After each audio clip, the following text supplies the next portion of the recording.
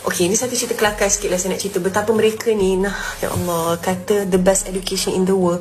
Korang tahu tak, diorang tak pandai mengira. Dah sebut nama pun tak betul. Saya 2 kali dipindahkan penjara. Penjara pertama, penjara kedua. So penjara kedua tu bersama dengan Adal dan juga Zizi Kirana. Jadi mereka sebutlah nama-nama kami ni. Yang paling saya rasa kelakar adalah, kan nama Kak Zizi kan Nur Fazilah kan. Tapi dia panggil Nur Fashun. Nur Fashun. Nah, mana pula Nur Fashun? Kita pula kena fikir Nur Fashun. Oh, Nur Fazilah kot. Mana celah Fashun tu Fazilah? Tak apa lagi lah. Okey lah. At least huruf F kat depan tu kan. Nama saya pula. Nama saya sentiasa bertukar-tukar orang panggil. Sekejap Nur Khazawani, Nur Khazawai.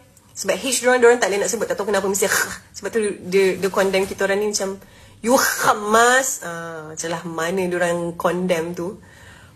Tapi yang paling kelakar adalah sebelum kita orang nak keluar tu, dia panggil tengah pagi, dia kejut yang macam memang tak bagi kita orang tidur lah.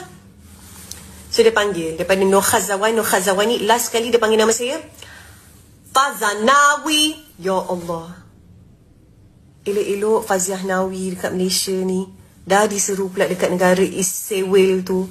Bila masa pula huruf Hazwani Helmi jadi Fazanawi. Kat situ saya rasa, ya Allah, kelakarnya lah diorang ni. Itulah dia.